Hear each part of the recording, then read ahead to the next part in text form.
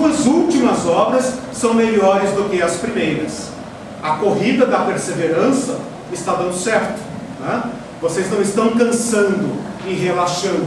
Pelo contrário, sua força vai te capacitando a um ponto que você consegue fazer ainda melhor, embora debaixo de circunstâncias adversas, né?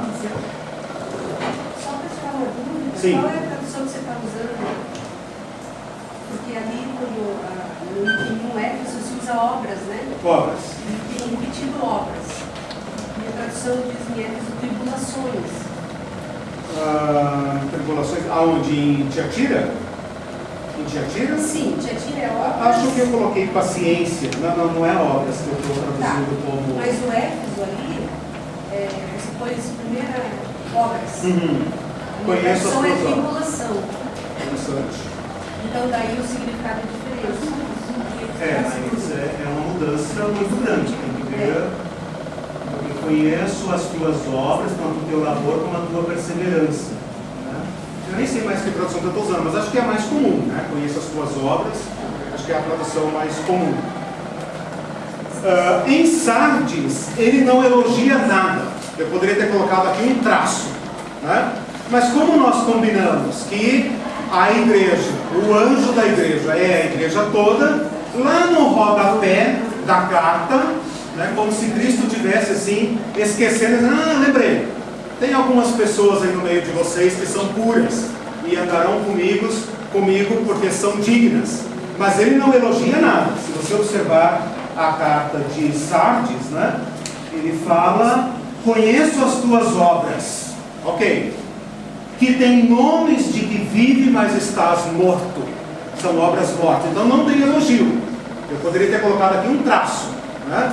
Mas lá no final, ele, para ser justo, né, como ele é, ele diz, versículo 4: tens contudo aí algumas poucas pessoas que não contaminaram suas vestiduras.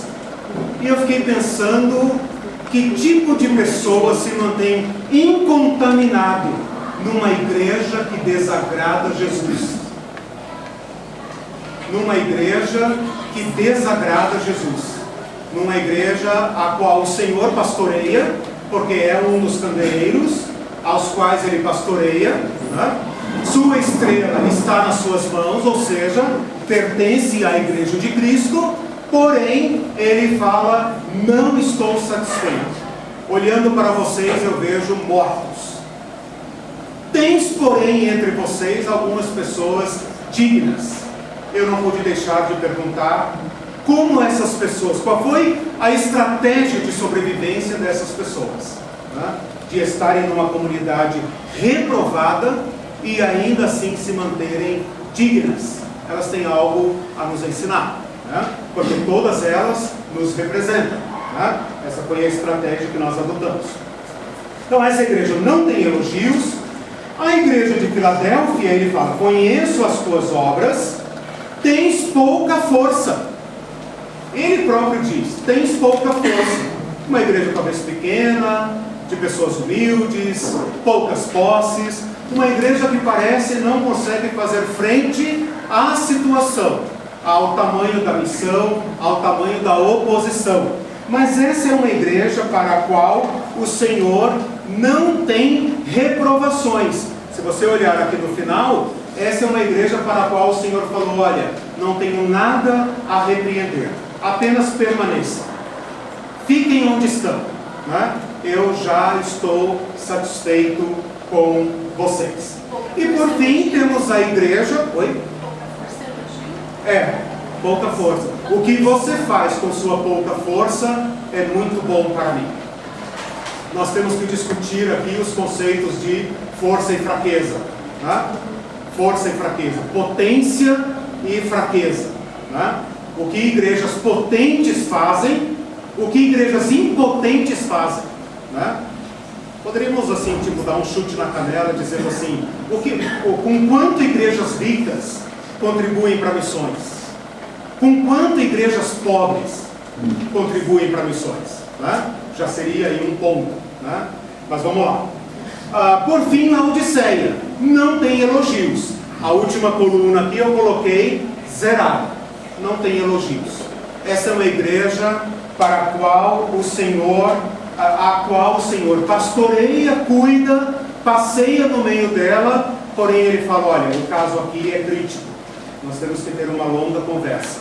E aí você vai ver que a sessão de reprovações e a sessão de exortações e ameaças é maior. Então na próxima aula eu vou cobrir as exortações, que tem promessas e elogios e bênçãos, né? Antes ainda de chegar na chamada do vencedor. Vocês não sabiam, mas eu acrescentei uma coluna aqui, né? Eu achei que a última coluna estava meio embolada. Aí eu percebi que antes de chegar nas promessas, ele tem uma exortação para cada uma. Ele fala, aconselho de quê? Exorto que, né? E isso ainda é antes de chegar nas promessas. Ok. Na segunda abordagem agora, tem pessoas aí atrás, tem lugares aqui, tá? Fiquem tranquilos. Temos lugares aqui. Na segunda abordagem agora, eu fiz uma síntese, né? E mostrando quantas vezes cada uma aparece. Então eu estou fazendo assim uma estatística, né? Para a gente ver o peso que tem cada elogio, né? Basicamente quando você faz uma exegese, né, Celcinho? Você tabela, né? Você computa, né? A quantidade de vezes que uma palavra aparece. Isso pode indicar uma ênfase, né? Então, como nós estamos fazendo uma leitura global, eu fiz esse levantamento. Então, o elogio ao amor aparece em uma única igreja. É interessante isso, né? O amor é o centro da nossa fé. Jesus elogia o amor em uma única igreja, né? E ele vai reprovar o amor também em uma única igreja. Nós podemos pensar aqui que o amor de certas igrejas são expressados em outras formas, né? Num serviço amoroso, numa fidelidade amorosa, numa perseverança amorosa. De qualquer forma, em apenas uma igreja, Jesus fala, conheça o seu amor. Olhando para aquela igreja, você diria, como existem testemunhos históricos, né? Como eles se amam. Isso está escrito na carta de um pagão, né? Como eles se amam. É impossível perseguir esse povo. Você bate neles e eles vêm te socorrer. Eles vêm cuidar dos seus doentes. Eles vêm alimentar os seus famintos. Não tem como. Nós estamos perdendo a guerra contra eles, né? Cartas de autoridades romanas dizendo para o império, olha, não sabemos o que fazer com essa raça, né? Quanto mais você pisa, machuca, mata e tal, esfola, mais eles se multiplicam, mais eles crescem. Nós estamos perdendo a batalha. O discernimento, eu chamei aqui de discernimento. Veja que agora eu já estou sintetizando, né? Estou usando palavras que eu escolhi, né? Você pode discordar, pode colocar outras. Mas o discernimento aqui, elogiado em Éfeso, quando ele fala, muito bem, irmãos de Éfeso, porque vocês conseguem discernir o que é mal. Aparenta-se como bom, mas é mal. Muito bem. Vocês rejeitam a mentira. Vocês conseguem discernir os falsos, né? E vocês se apegam ao bem e à verdade. Isso está ali no versículo. Conheço as tuas obras, tanto o teu labor como a tua perseverança, que não pode suportar homens maus. Não compactuam com o que é mal. Isso é muito importante. Dá nome aos bois, né? Discernimento. E depois fala, olha só, colocaste à prova os que a si mesmos se declaram apóstolos e não são, e os achastes mentirosos. Ora, para ser apóstolo naquela época, né, é claro que havia o grupo clássico dos 12 apóstolos, mas algumas pessoas também foram chamadas a apóstolas e alguns se apresentavam como apóstolos. Então esse nome tinha uma certa flexibilidade, ainda não estava, digamos, rigidamente definido como um nome dos 12, né? Você vai encontrar eventualmente na Bíblia o dom do apostolado ou pessoas que foram chamadas de apóstolas. E essas pessoas apareciam nessas igrejas, eram, como é que fala, itinerantes, como eram também os 12, e eventualmente mostravam credenciais de apóstolos. E essa igreja poderia dizer, né, para uma igreja que estava numa geração já, né, sem testemunho direto dos apóstolos e sem Bíblias escritas, se servindo de pequenos fragmentos, pedaços de escrituras, poderia facilmente dizer: graças a Deus chegou um apóstolo no nosso meio, faz milagres, cura, profetiza e adivinha. Os crentes também gostam de adivinhação. Mas nessa igreja não passarão, né? Falsos profetas não passarão, né? Vamos ver se é apóstolo mesmo, né? De repente faziam lá uma comissão, chamavam o cara de canto e falavam: meu irmão, você apareceu aqui se dizendo apóstolo. Nós temos aqui no nosso meio um costume de analisar, né? Nós não damos nosso púlpito, nós não permitimos exercer a função do apostolado em nosso meio, a menos que nós tenhamos certeza, testemunho do Espírito Santo no nosso coração. Nós não aprovamos. Não, mas eu vim da parte de Mateus. Não, mas nós aqui não entregamos assim, é um procedimento nosso, é um cuidado nosso. E Jesus aprova perfeitamente, né? E depois, por fim, ele fala no versículo 6, tenho ainda, mesmo dando bronca na igreja, ele ainda volta num elogio e fala: tens contudo a teu favor que tu odeias. Aqui a palavra é grave, não é apenas não gosto, não aceito, ponho à prova. A palavra é odeia as obras dos nicolaítas, as quais eu também odeio. Fechou, né? Identificação com Cristo. Cristo ama algumas coisas, nós também amamos. Cristo detesta algumas coisas, nós também detestamos. Nós toleramos o que deve tolerar, não toleramos o que não deve tolerar. Parece que a licença para odiar é só quando é o mal, né? O mal segundo Deus. Sim, exatamente. Não o mal que eu acho que é. Então é uma igreja que tem discernimento, né? Deixa eu só ler aqui as características que eu já abro para vocês. Na igreja de Tiatira eu falei de crescimento. Um crescimento aprovado por Deus, né? Porque as outras igrejas também têm. A igreja de Laodiceia é uma igreja rica, né? Mas o crescimento que Deus aprova. A virtude da fé e da fidelidade aparece em 4 igrejas: Esmirna, Tiatira, Pérgamo e Filadélfia. Conheço a tua fidelidade, a tua fé. Fé e fidelidade são sinônimos. Nós podemos fazer uma distinção mais preciosística, né? Porém, fé em Cristo implica fidelidade. É uma fé implicada, né? Nós somos capazes de professar fé sem implicações. Nós somos capazes, é da nossa cultura, é da nossa forma de pensar. Nós podemos fazer afirmações sem implicações. Posso dizer Deus existe, como digo essa parede é branca. Não tem implicação, né? A fé que ele está falando é uma fé que tem implicação, uma fé que me compromete imediatamente. O que eu creio me implica. O que eu creio me compromete, me envolve, a um ponto de enfrentar perseguições. A questão de força e fraqueza, que aparece em Filadélfia, né? Alguém veja lá para mim, Filadélfia,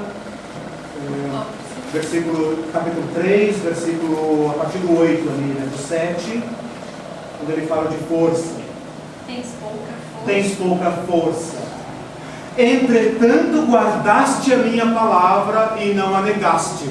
O que é força e fraqueza aqui então, né? Laodiceia se acha forte, porém é impura, infiel, negligente. A igreja de Filadélfia, né? Filadélfia é fraca. Podemos pensar aqui fraqueza em termos abrangentes, né? Porém, é o suficiente para guardar o essencial. Guardo o meu nome. Guardo o meu nome.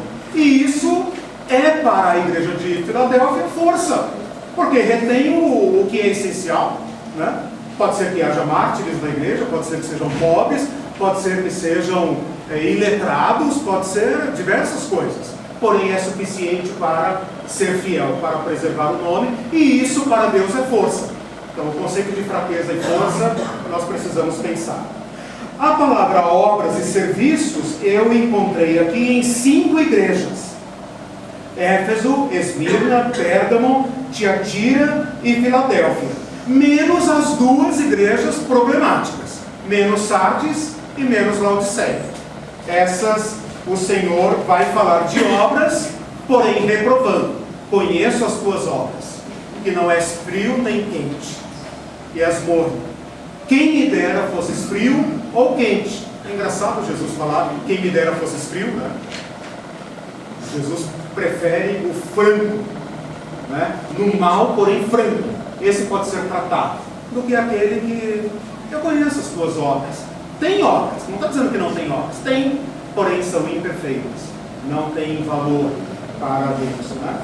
Paciência e perseverança são elogiadas. Eu coloquei aqui 2 igrejas, errei, 3, né? Éfeso, Tiatira e Filadélfia. Pobreza, uma igreja, a igreja de Esmirna. Pureza doutrinária, eu coloquei a igreja de Éfeso, que eu já falei, né? Então vejam que algumas coisas estão repetidas, né? Eu tentei tirar o máximo daqui. E na igreja de Sardes, eu coloquei a santidade daqueles poucos irmãos que estão lá dentro e são dignas. O Senhor fala, são dignas e andarão de branco comigo, né? Então é um elogio, não é um elogio amplo, né, para a coletividade toda, porém é para alguns poucos, um remanescente, né, que estava dentro dessa igreja. O que eu coloquei aqui nessa tabela é exatamente o que está aqui, né, apenas de modo para visualizar, ok? Então fizemos aí um levantamento das virtudes e ministérios e ações, né, que o Cristo no Apocalipse aprova. Perguntas, comentários, reclamações, pastor? Na relação virtudes, você colocou no ponto 8º aí, pobreza, certo, ok. virtude. Que sentido, pobreza é uma virtude? Eu pensei no sentido que Jesus colocou ali, né? Essa é qual? A pobreza, Esmirna. Vamos ver lá como é que ele diz. Esmirna, é logo no capítulo 2, versículo tal. Onde é que ele fala da pobreza? 2:9. Conheça a tua tribulação, a tua pobreza, mas tu és rico. Eu entendo essa pobreza ao contrário de Laodiceia, né? Laodiceia é uma igreja autossuficiente. Tenho tudo, nada me falta, tenho tudo, né? Podemos pensar no sentido amplo, né? E essa igreja é totalmente dependente de Deus. Talvez seja uma circunstância da igreja, mas não uma virtude, né? Porque se é uma virtude, tem que buscar isso. Ah, sim, entendi. A pobreza não é uma qualidade de Deus que buscar. Sim. É uma circunstância da vida, apesar disso, né? Se a gente pensa estritamente no sentido socioeconômico, né? Se pensar no sentido mais amplo de dependência de Deus, né? Tipo, não confio, a minha relação com meus recursos não me levam à autossuficiência, né? Ainda sou completamente dependente de Deus, nesse sentido, pobre de espírito, talvez, né? Essa teoria da libertação. Sim. A pobreza como uma virtude. Sim, não é nesse sentido, no sentido amplo mesmo, né? É claro que uma coisa se liga à outra, né? Porque a riqueza material, né, pode induzir a autossuficiência, né? A autossuficiência. Uma igreja que tem plenos recursos para fazer o que quiser, pode simplesmente fazer. Uma igreja desprovida, como essas centenas de igrejinhas aí no interior, né, pode ser muito mais dependente de Deus, justamente porque não tem tantos recursos, né? Então as coisas se misturam aí, né? Não como virtude, o seu irmão observou bem, não no sentido de que eu tenho que me tornar pobre para ser virtuoso, esse voto de pobreza, né? Não nesse sentido. Lá atrás, depois aqui. Me chamou a atenção assim nesse texto que eu já li várias vezes, mas agora, assim, se trouxermos para a nossa realidade de hoje, a igreja do Guanaxeri é uma igreja sem amor. A igreja de Viraquara é a igreja de muito amor. Então eu vou para Viraquara. Porque lá tem amor, eu vou para lá. Então, assim, como você mesmo falou, uma coisa que é para a igreja, mas ali dentro há suas diferenças. Eu pensei que, assim, trazendo para a nossa realidade, essa semana até citei um exemplo das brasas com uma pessoa. Falei, olha, uma brasa muito acesa, a gente sabe que quando a gente faz uma carne, coloca uma brasa perto da outra e a mão, e daqui a pouco a outra já começa assim. Então acho que tem uma lição aqui para a gente de eu não preciso ir para a igreja de Viraquara ou para a igreja de Latuba, mas você tocou num ponto importante, né? A busca da igreja boa, né? A busca da igreja perfeita, né? Essas cartas estão nos dizendo o seguinte: todas elas são igrejas do Senhor. Filadélfia é um dos candelabros lá, uma das luzes, vamos dizer, né? E o Senhor a pastoreia. A igreja de Sardes é bem fraquinha, mas o Senhor a pastoreia. A igreja de Laodiceia, Jesus está do lado de fora batendo na porta, mas é a igreja dele. Ao anjo da igreja de Laodiceia escreve. Se você voltar no capítulo 1, é uma das 7 igrejas. E a estratégia de leitura que nós combinamos aqui implica todos nós. A igreja não é um ente à parte de nós, nem se resume ao anjo da igreja. Isso que eu falei desde a aula passada, né? O número 7 engloba todos nós, os tipos de igreja englobam todos nós, e o anjo engloba todos nós. Então implica você. Ninguém está fora, né? Pode ler a carta para você. Espera aí só um pouquinho, deixa eu pegar as mãos aqui, seuzinho. Então, eu estava vendo ali que o pastor falou da questão da pobreza. Essa pobreza, quando fala lá para a igreja dele, é o versículo 2:8, Isso. Essa pobreza, ela, no original, ela é realmente carente de bens materiais. A palavra é a mesma. Se a gente, o problema aí é o seguinte: quando se fala num sentido, digamos, amplo, Claro. né, é a mesma palavra. Já dei uma procurada A nisso. questão é que tem você tem um discernimento de capturar aquilo que precisa ser tocado, né? Nosso espírito toca. Mas não é material, é realmente áreas onde a gente está pobre, né? Sim. Não é só Mas olha que interessante, né? Olha que interessante. Essa igreja aqui é pobre e o Senhor fala assim: mas tu és rica. Tu és rica. Quando né? fala rica, diz que é da alma. Pleno. Né? Plenitude. Mas cuidado para não... Assim, o que eu estou querendo evitar é que a gente feche esses conceitos em tópicos que não nos tocam. Né? A questão da pobreza e da riqueza é colocada no Evangelho em termos amplos. Né? Isso a gente entende.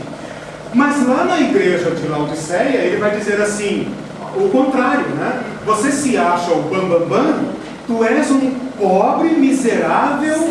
Ele usa 3 palavras: infeliz, pobre e miserável e cego. Mas 3 palavras que falam: cara, você está numa roubada. Você se acha rico? É engraçado, Jesus falando, né? Engraçado, eu daqui te vejo pobre. Pobre, infeliz e miserável. Se você olhar essa palavra infeliz, é o infeliz que a gente fala para o mendigo. Um pobre infeliz, não é infeliz no sentido de estar triste. Né? A palavra ali em algumas traduções, não sei se alguém confirma isso aí, é sinônimo de pobre, miserável e infeliz. Quer dizer, para Jesus aquela igreja estava sentada na sarjeta, com as pernas tudo arrebentadas, chapeuzinho na mão, chapeuzinho rasgado. Ele fala 3 palavras. Mas a igreja é e nu ainda, né? Cego e nu. Exatamente, é um mendigo que não tem nem trapo. Mas a igreja se acha autossuficiente. Ela errou completamente na sua autocompreensão, na sua autocrítica. Né? ela pensa uma coisa de si, Deus fala completamente outra. E a outra igreja, as duas aí que falam de fraqueza e de pobreza, porque acho que eu coloquei fraqueza também como virtude, né? Elas fazem de si uma leitura dizendo: não temos condições, não podemos ir, não temos como, né? Não podemos. E o Senhor fala: tá bom, com o que vocês têm nas circunstâncias, né? Nas circunstâncias que te reúnem, tá bom, vocês estão fazendo bem, né? Cada um dentro da sua circunstância, né? Peraí só um pouquinho, deixa eu pegar uma mão ali, senão eu vou perder.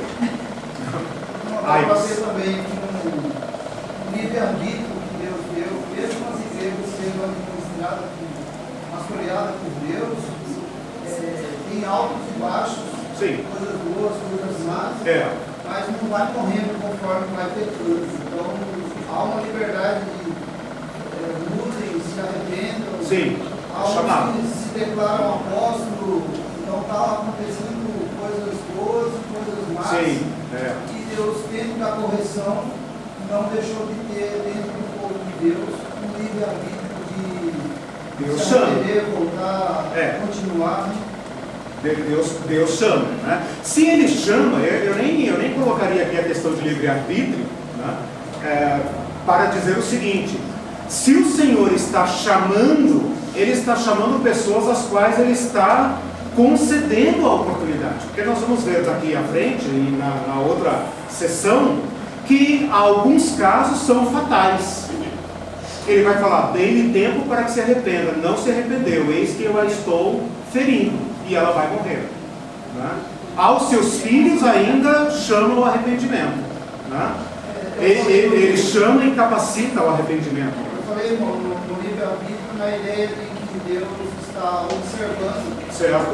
A E chamando. de cada um. E chamando. Ele vai ter a diferença de quem permaneceu e não. Exatamente. Mas o livre-arbítrio, eu quero dizer assim, mesmo debaixo da administração de Deus, ele deixou cada um. Sim, entendi. Quer dizer, pessoas que estão nas igrejas de Cristo pegam contra ele e o desagradam.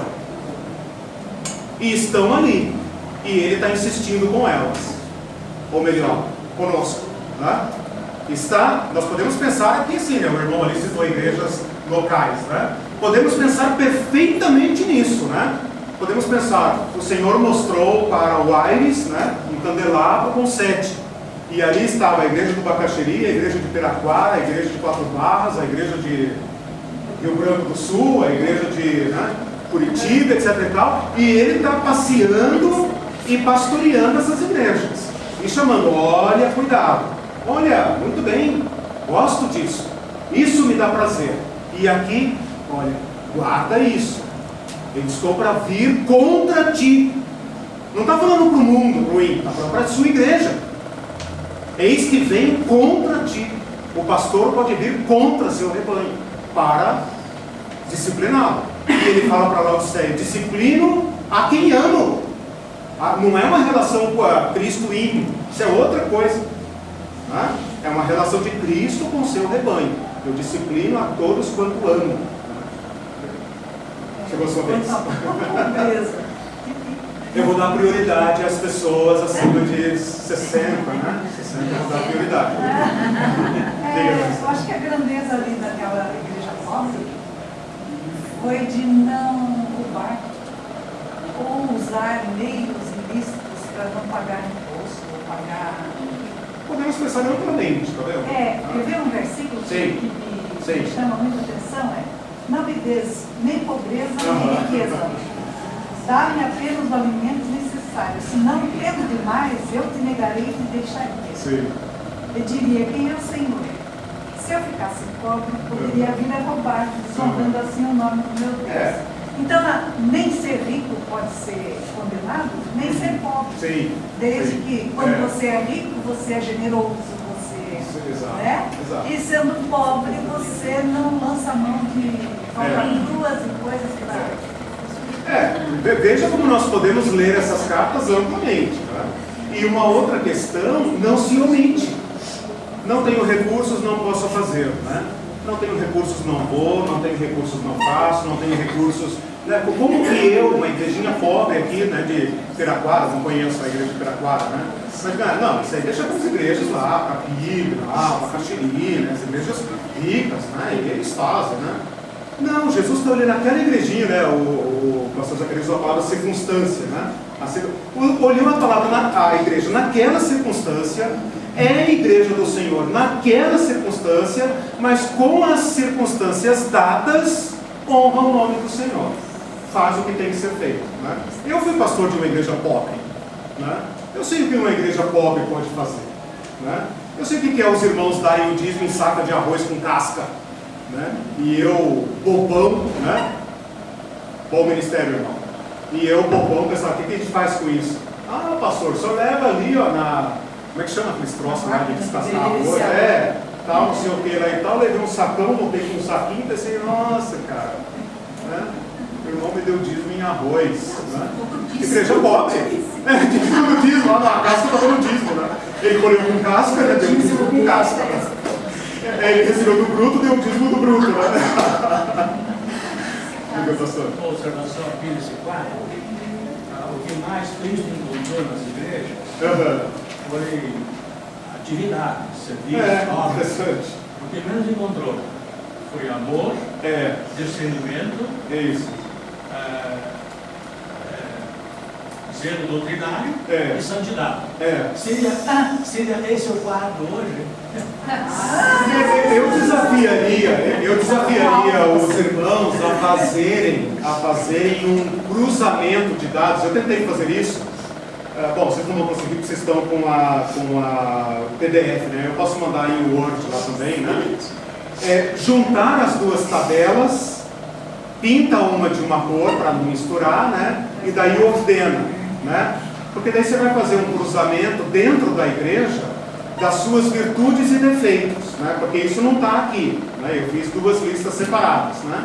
Você poderia cruzar, por exemplo, imagina a igreja de Éfeso aqui representa a igreja de Curitiba. Éfeso é a capital da Ásia Menor, da província romana, uma das maiores cidades do império. Tiatira, uma coisinha lá, fora do caminho, uma vilinha lá.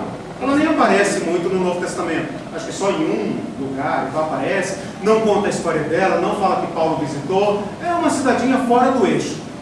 Você já pensou que bonito essas 7 cartas circulando pelas igrejas e o Senhor dizendo para Tiatira, e isso sendo lido em Éfeso, conheço o teu amor, a cara dos irmãos de Curitiba? A igrejinha lá de Piraquara. Só fala nem né? Não. E nós podemos ler para nós, mas imagine uma igrejinha pobre ali, uma igrejinha que está pensando, meu Deus, será que fecha ou não fecha esse negócio aí? Não dá nada, povo, né, e tal. E o Senhor da igreja olhando lá e fala assim, conheço o teu amor. O povo aqui não conhece, mas eu conheço. Conheço o teu amor, conheço a tua atividade, conheço a tua santidade.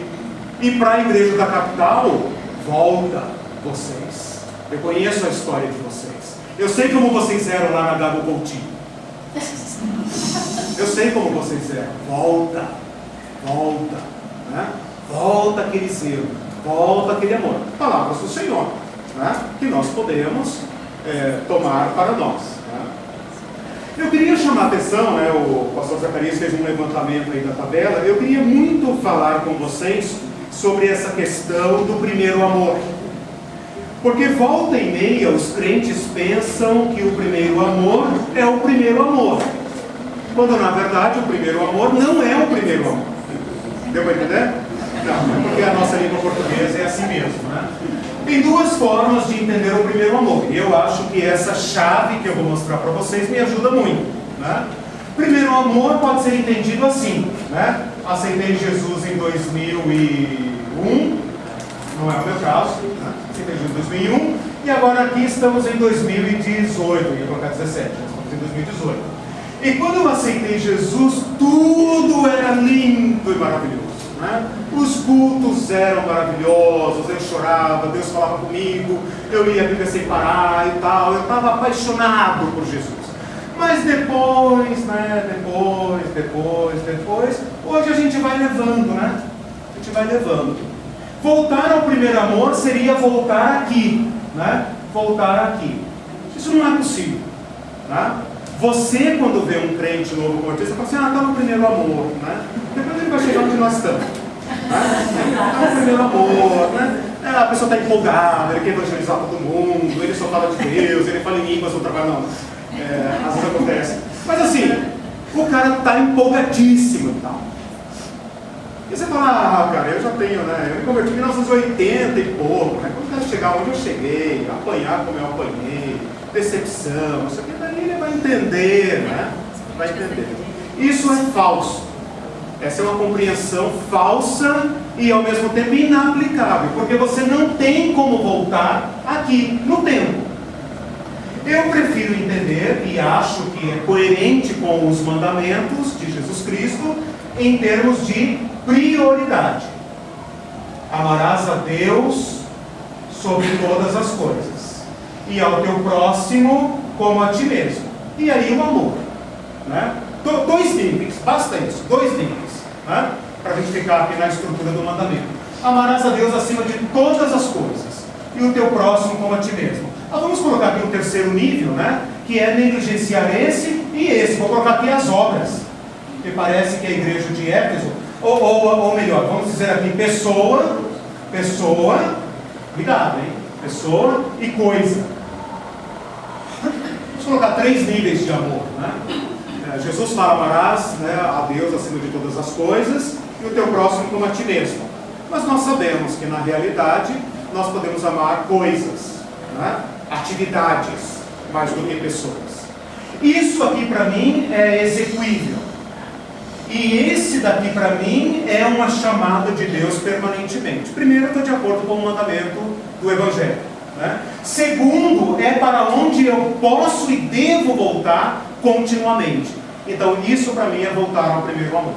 E isso pega todos nós, inclusive aquele que está apaixonado por Jesus, mas se amanhã vier a tribulação, como disse a palavra, né?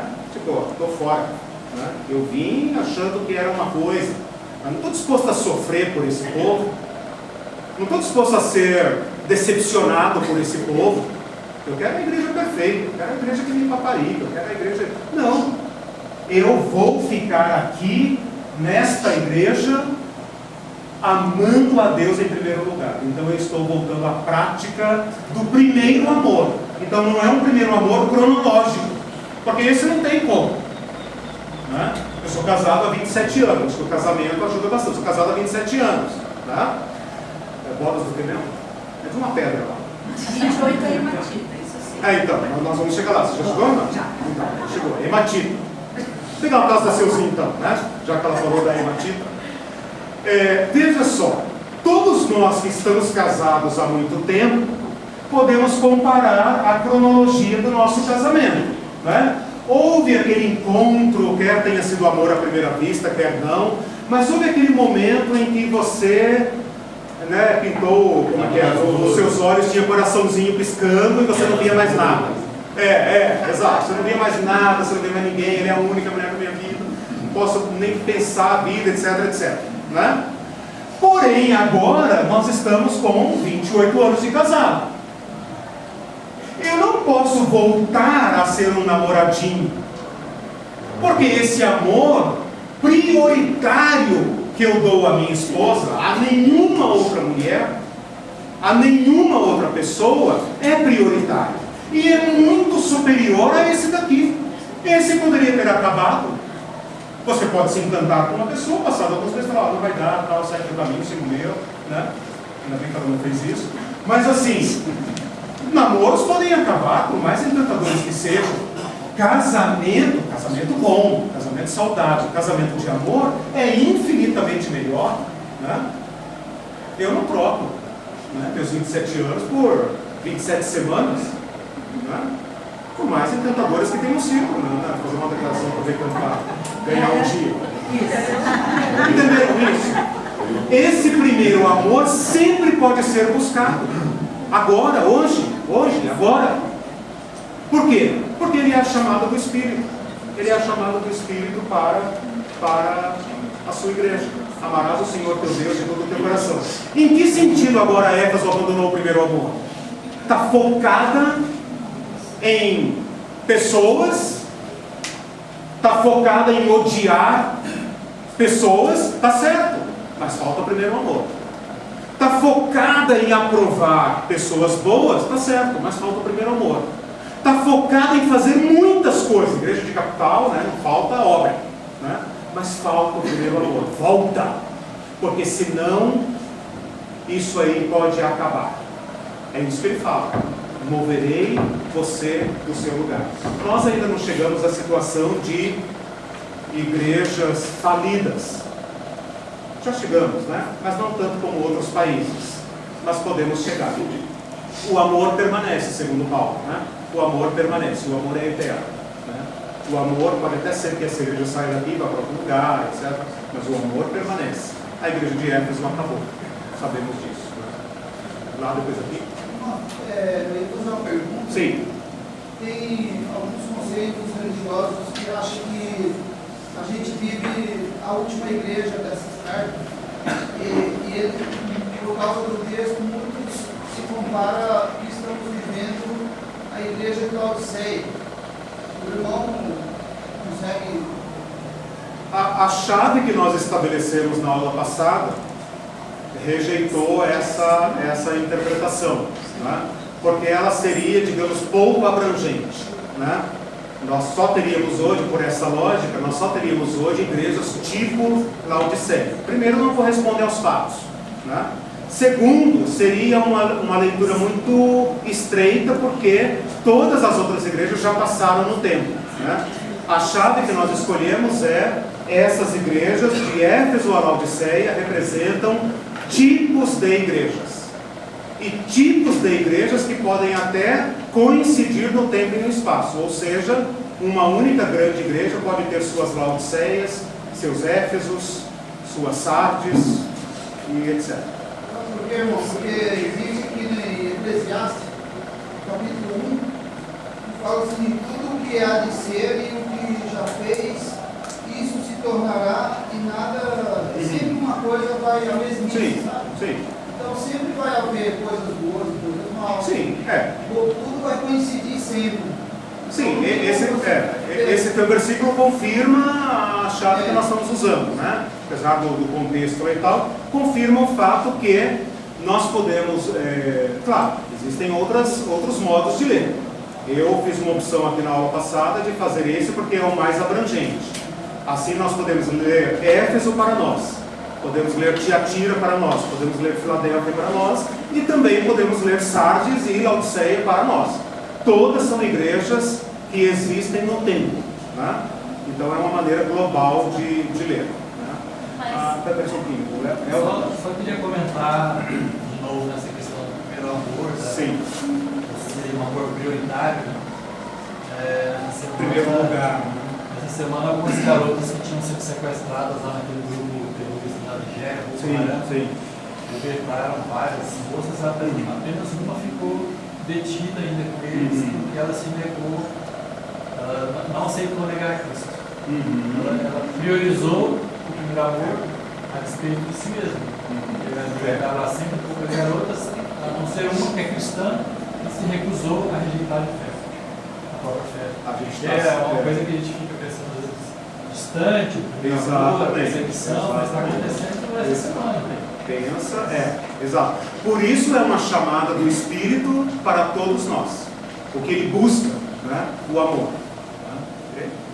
Não, o que ele falou, talvez ele, mesmo não fazendo, mesmo escolhendo a chave que a gente está usando, não significa que a gente pode ler, se é pessoal, a gente pode ler cada um daqueles e ainda se encontrar de repente em Laodiceia, no sentido que, nossa, eu preciso melhorar em tudo. Sim. Então, nesse sentido, ele teria razão mesmo fazendo essa leitura.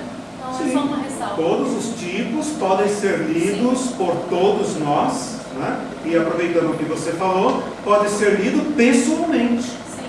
Pessoalmente, porque a igreja é o que somos, né? Às vezes a gente fantasia, a igreja é isso aqui que somos, né? Ou a igreja é isso ou não é nada. Esta é a igreja do Senhor. E como ele falou lá, né? Esses tipos aí, né? Esses tipos, né? As coisas que o Senhor aprova, as coisas que o Senhor reprova, mas ele como supremo pastor, né? Conduzindo o seu rebanho, né? E chamando continuamente, né? Eduardo? Quando o professor colocou essa questão do primeiro amor de forma cronológica, talvez seja a razão de uma via de duas mãos entre o passado e o presente, da gente ter tão pouca santidade, tão pouco amor, tão pouco discernimento, tão pouco o que falta. Exato, pureza doutrinária, né? Essa questão de prioridade. Prioridade. Nesse sentido. Talvez desde aquele tempo eles estavam muito mais preocupados com o evento do que o legado em si. Pensem que, irmãos, a conduta, o andar da igreja sempre precisará de correções. Tudo que é vivo precisa ser corrigido, né? O que o Senhor está fazendo aqui é o seguinte: estou entre vocês, né? Estarei convosco até o fim dos tempos. Estou entre vocês e estou chamando, e estou disciplinando, e estou dizendo, quem tem ouvidos ouça, né? Sempre chamando, né, a santidade. Interessante, você me fez lembrar aquela igreja que eu falei do crescimento, a igreja de Tiatira. Vocês são melhores hoje do que antes. Olha que lindo isso. Uma igreja que vai andando no tempo, e vai melhorando. Suas obras são melhores, né? Vocês têm mais obras, mas não perderam o amor. Éfeso tem obras, mas perdeu o amor, e o Senhor reprova, né? Me fez lembrar agora aquele livro O Homem do Céu, né? Aí ele, acho que me chamou a atenção para isso. Sabe o homem lá, do Homem do Céu? Em uma época em que ele fala que ele se arrepende diante de Deus, porque ele percebe que ele está fazendo as mesmas coisas, ele está orando, buscando a Deus, porém já não tanto com aquele amor, aquela prioridade que ele dá. E quando ele vem para o Ocidente, ele fica então estarrecido, né? E aí nós temos essa exortação dos orientais para nós ocidentais, né? Que é muito comum, choque, né? Ele fala: vocês fazem tudo, mas é estranho, vocês não têm amor, não têm calor. Vocês fazem tudo. Ele chorou, né? De arrependimento, ele chorou, porque estava fazendo sentiu que estava fazendo por obrigação, por rotina, né? por rotina e não com aquele desejo. Então veja, não é que nós vamos abandonar esse amor. Eu coloquei aqui um esquema que nos permite voltar, né? Amar a Deus acima de todas as coisas. O amor é o centro da nossa fé, né? Eu queria muito desenvolver um curso sobre o amor, né? Tenho pensado muito nisso, né? Porque nós não... O amor é tudo, né? E a gente fala, rodeia, e parece que ele continua sendo um mistério, né? Uma palavra assim que... Né? Mas é a essência, né? E nós precisamos pensar mais sobre isso. Bom, vocês me empurraram para as 10h05, eu não falei das reprovações, né? Mas eu vou falar, né? Então a mesma coisa. Bom, já falamos bastante coisa, né? Mas vamos lá, rapidamente. Em Éfeso, ele reprova, então perceba que todas as cartas terá uma reprovação, terá um porém, né? Conheço as tuas obras, etc. Porém, tenho contra ti, ok? De 7 igrejas, 2 não têm reprovações, 5 têm reprovações. Então, se você estiver encaixado em alguma reprovação, sinta-se amado pelo Senhor, né? Porque a maioria da igreja que teve reprovação. A reprovação de Éfeso abandonou o primeiro amor. Está amando mais coisas, né? No contexto lá é coisas mesmo, coisas e atividades, né? Do que o próprio Senhor. Esmirna não tem reprovações. Que bênção, né? E que misericórdia de Deus olhar para um povo que está no caminho da santidade, que não é perfeito, e dizer: olha, tá bom, estou satisfeito, né? Apenas mantém, né, Esmirna, não temas, etc, seja fiel até a morte, e você receberá, você herdará, né? Parece que nessa igreja, nesse tipo de igreja, todos ouvem a voz do Espírito e todos perseveram até o fim, né? Não tem reprovações. A A igreja de Pérgamo tolera falsas doutrinas. Daqui a pouco vamos ver isso. Tiatira também tolera falsa doutrina. Percebam que é o contrário de Éfeso. Éfeso é rigoroso. Conversinha de gabinete. Né? O que você está pensando, o que você está fazendo aqui na nossa igreja? Né? Você não pode pregar esse tipo de coisa aqui, isso não tem fundamento bíblico. Aqui não. Né? Aqui não. Essa igreja fala, tudo bem, né? Tal, os nicolaítas, os balaamitas, as jezabelitas, né? Circulam aí no nosso meio, né? Os irmãos, né? Julguem, né? Deixa aí no nosso meio. E o Senhor está dizendo, não quero isso. Em Sardes, ele reprova as próprias obras. As próprias obras, ele fala, conheço as tuas obras. Como é que ele diz lá, 3:1? Conheço as tuas obras. Tens nome de que vives, mas estás morto. A Bíblia fala em obras mortas. É esquisito, né? O morto não faz obra, né? Mas as obras de um morto, né? Precisamos entender isso. A igreja de Filadélfia não tem reprovações. Olha que maravilha isso. Ele fala aqui, ó, ele faz muitas promessas. Depois na outra aula nós vamos ver isso, né? Ele faz muitas promessas. Ele fala, você guardou a minha palavra, também eu te guardarei. Venho sem demora, apenas conserva o que tens, né? É como se ele dissesse, olha, eu não sei se nas suas circunstâncias você conseguirá alcançar mais muita coisa, mas guarda o que você tem. Essa é uma palavra muito importante. Guarda, retém, conserva o que tem. Não deixa fugir, não deixa vazar, né? Aquilo que vocês já receberam, não percam, né? Para não retroceder.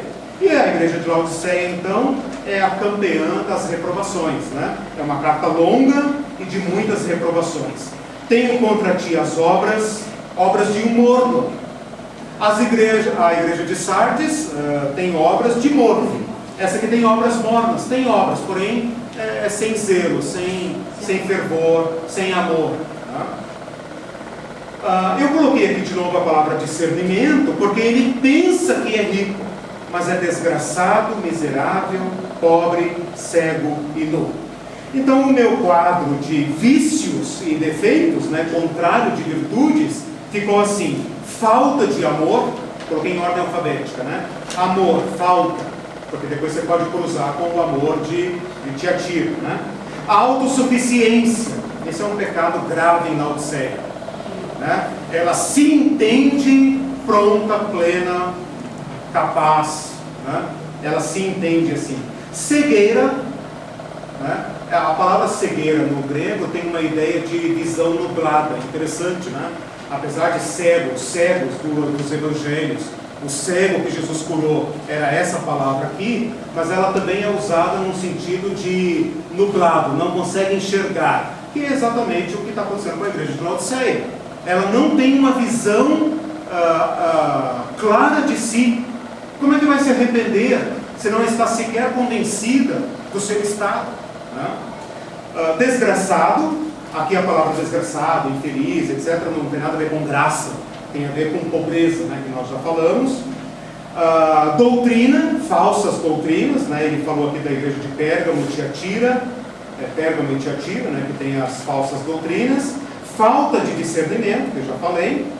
A questão do morto-vivo e mornidão, poderia até ter juntado numa outra aqui, quer dizer, num item só, porque o sentido espiritual delas é a mesma, né?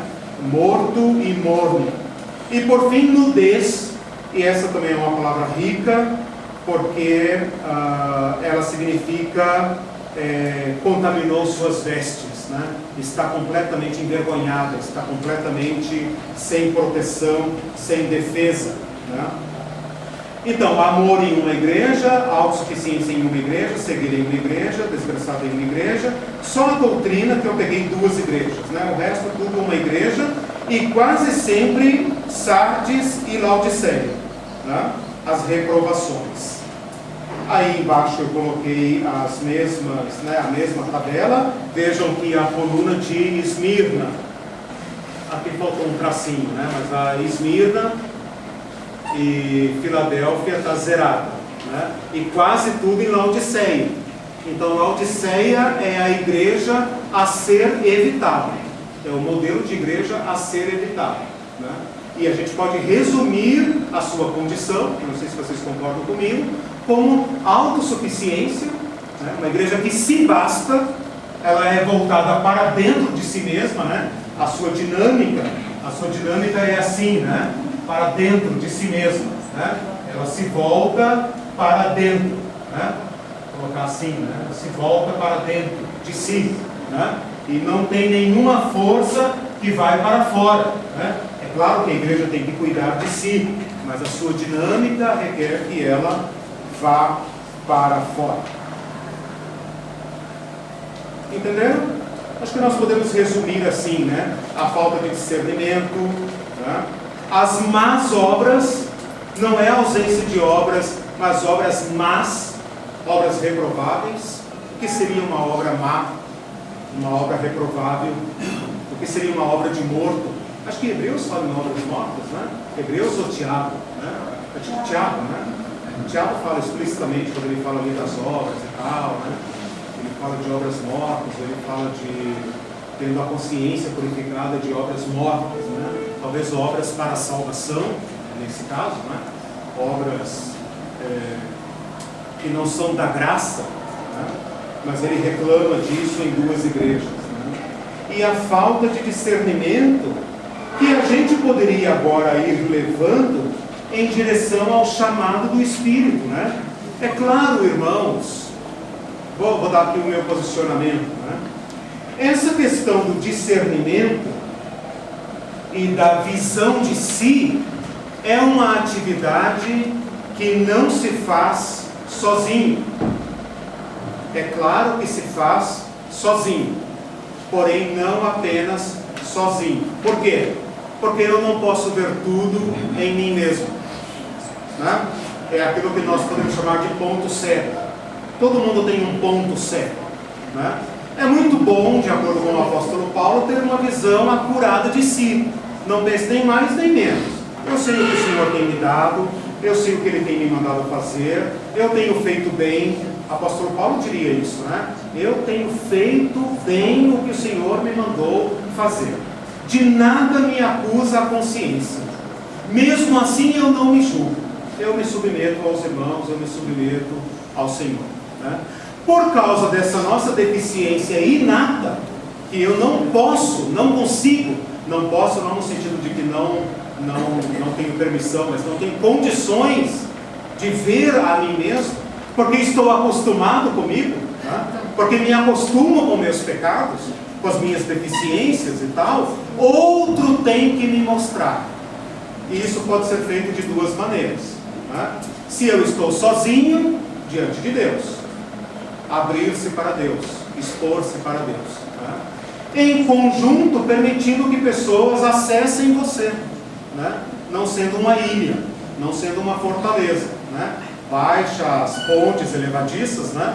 Abre o teu castelo, baixa as defesas e fala: irmãos, estou aí, eu sou esse cara aí, esse cara sou eu, né? Eu sou essa pessoa aí, né? Com os meus erros, virtudes e tal. Eu quero ser melhor. Eu quero ser melhor. Deixa as pessoas saberem disso, né? E por outro lado, uma igreja que na sua coletividade promove certas virtudes, que você vai dizer: que bom, é isso que eu precisava ver como se faz. E uma igreja que te constrange a abandonar certos pecados. Então eu sempre penso que nós temos que criar um ambiente, como se diz aí no mundão, né? Onde o pecado não se cria. Não se cria, não se estabelece, não se consolida. Como foi que a igreja de Éfeso perdeu todo o primeiro amor? Porque eles se acostumaram. Porque ninguém disse: irmãos, o que nós estamos fazendo? Né? O que nós estamos fazendo? Então nós temos que permitir que o Senhor sonde os nossos corações a sós no nosso quarto. Mas nós temos, isso não basta. Porque você pode pôr na boca de Deus o que você quer ouvir, eu sei. Eu sei porque eu sou assim. É claro que eu quero ouvir filho bom e amado, né, e tal, claro. E não quero ouvir bronca, tenho porém contra ti, claro. Né? Claro, dói. Né? Mas nós temos que nos expor também à comunidade dos irmãos, baixando defesas para o seu pequeno grupo, para as pessoas da sua convivência, né? Deixe as pessoas saberem disso, senão elas não vão chegar em você como irmão coisa, né? Deixe as pessoas saberem. Falei, irmãos, eu me propus esse ano a entender o primeiro amor. Então, quando vocês me virem sendo bruto, grosso, engrancado, etc e tal, por favor, me falem. Por favor, me falem. Não deixem, eu sei que o meu coração é ruim, eu sou bruto, sou impaciente, mas por favor, me ajudem nisso. Isso é santidade, né? E por outro lado, à medida em que isso se torna uma prática, nós teremos nas igrejas, né, nas células, nas igrejas, comportamentos que serão incentivados, né? Veja como os irmãos se tratam, meu Deus. Como é que eu posso ser bruto numa reunião tão calorosa? Como é que eu posso ser frio numa reunião em que as pessoas estão